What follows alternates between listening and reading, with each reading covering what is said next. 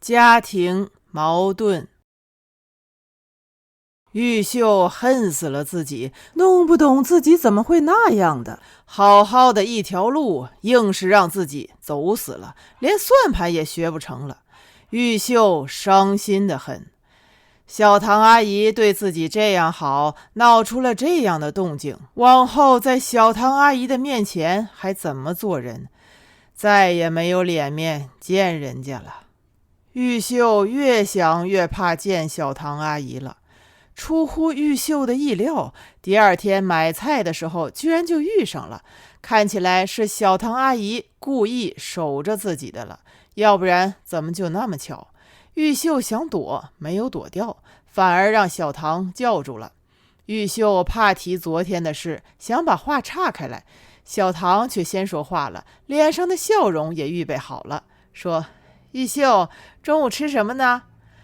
玉秀还没有来得及回话，小唐顺便拉过玉秀的菜篮子，玉秀的篮子里还是空的。小唐关照说：天热了，韭菜也老了，别再让郭主任吃韭菜了，郭主任的牙可不好。玉秀想起来了，姐夫每天刷牙的时候都要从嘴里抠出一些东西来，看来是假牙了。玉秀哎了一声，直点头笑。小唐阿姨的脸上很自然，就好像根本没有昨天的事，从来都没有发生过。看起来小唐阿姨不会再提昨天的事了，永远都不会再提了。这多少让玉秀有些释怀。不过玉秀很快发现小唐的嗓子比平时亮了一些，笑容的幅度比以往也要大，就连平时不太显眼的鱼尾纹也都出来了。玉秀知道了，小唐对自己这样笑，显然是故意的了，分明是见外了，和他的关系算是到头了。完了，玉秀也只好努力的笑，笑得却格外吃力，都难过了。玉秀匆匆告别了小唐，站在韭菜摊子的面前，却发起了傻。玉秀很意外地从菜场的混乱之中听到了国营米厂蒸汽机的声音，这刻听起来是那样的远，那样的不真实，难言的酸楚和悔恨涌上来了。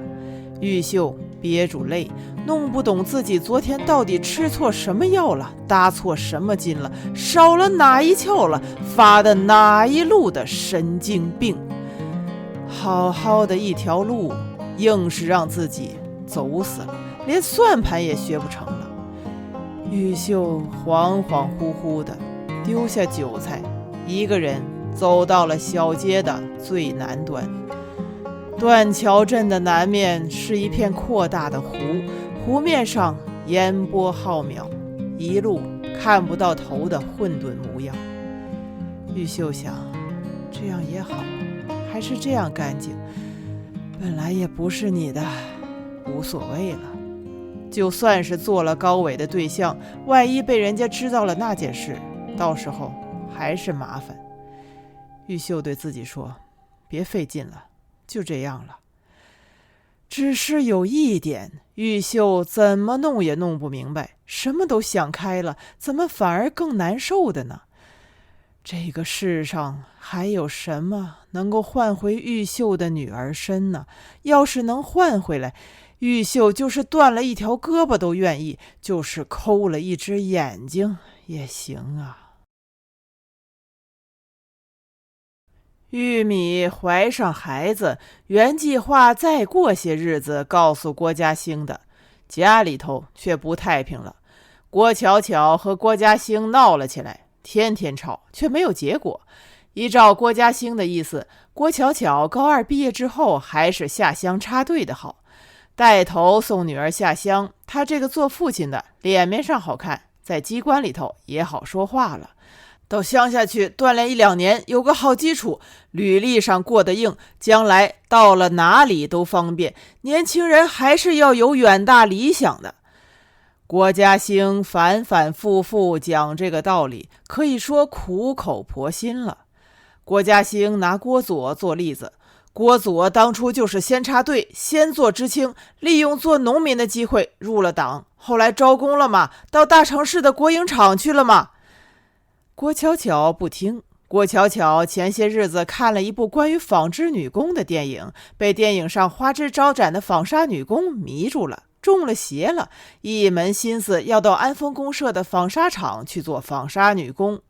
一个小集体的社办厂，又是纺纱，弄不好就是一身的关节炎，有什么趣头？还有一点是郭嘉兴说不出口的，安丰公社到底不是断桥镇，不归郭嘉兴领导，将来终究是有诸多不便的。玉米反而猜出这一层意思来了，但是玉米没有插嘴。郭巧巧的是，玉米多一事不如少一事。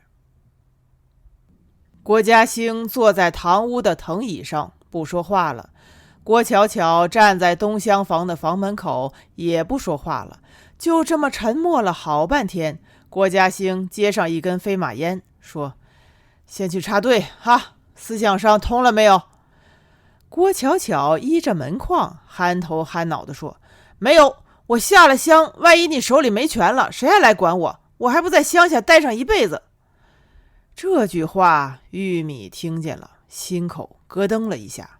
玉米想，看起来郭巧巧这丫头还是有几分长远眼光的，并不像看上去那么傻。郭嘉兴没有料到自己的女儿会说这样的话，这是什么话吗？郭嘉兴对着桌面嘣的一巴掌，动了大怒了。玉米愣了一下，又想，郭巧巧还是个傻丫头，做官的人最忌讳人家说他万一没权了，怎么能这么说呢？玉米听见郭嘉兴把藤椅推开了，用指头点着桌面，嘟嘟嘟的。郭嘉兴憋了好大一会儿，大声说：“红旗是不会倒的。”话题一旦扯到红旗上头，态势当然很严峻了，玉米都有点怕了。郭嘉兴从来没有这样大声地说过话，看来生的不是一般的气。堂屋里又是很长的寂静。郭巧巧突然关上东厢房的两扇房门，咚的一声，咚的又一声。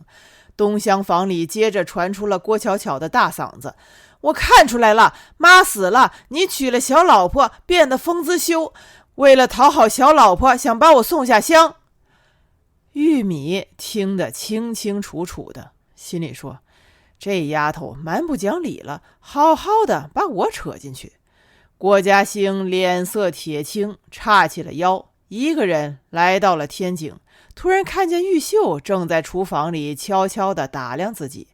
郭嘉兴看了玉秀一眼，伸出手指头，隔着窗棂给玉秀颁布了命令：“不许再为他搞后勤，大小姐派头嘛，剥削阶级作风嘛。”玉秀的脖子一下子吓短了。小快艇的司机恰恰在这个时候推开天井的大门，看见郭主任生气，站在一边等。郭巧巧却从东厢房里冲了出来，对司机说：“走，送我到外婆家。”司机还在那里等。郭嘉兴似乎想起什么了，大声对郭巧巧说：“还有毕业考试呢。”口气却已经软了。郭巧巧没有搭理，拉起司机便走。司机不停地回头，郭嘉兴无力地对他挥了挥手，司机这才放心地去了。郭巧巧走了，司机走了，院子里顿时安静下来了，很突然的样子。郭嘉兴站在天井，大口大口地吸烟。玉米悄悄跟出来，站在郭嘉兴的身边。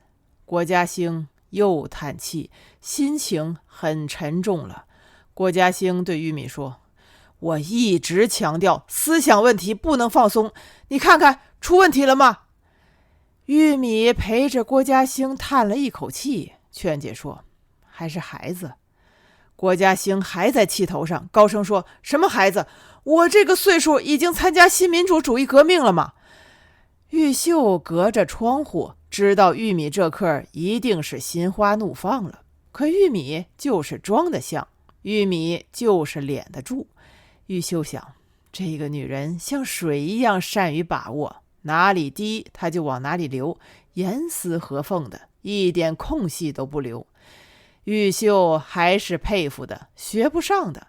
玉米仰着头望着郭嘉兴，一直望着郭嘉兴，眼眶里头满满注满泪光了，一闪一闪的。玉米一把拽住郭嘉兴的手，捂到自己的肚子上去，说：但愿我们不要惹你生气。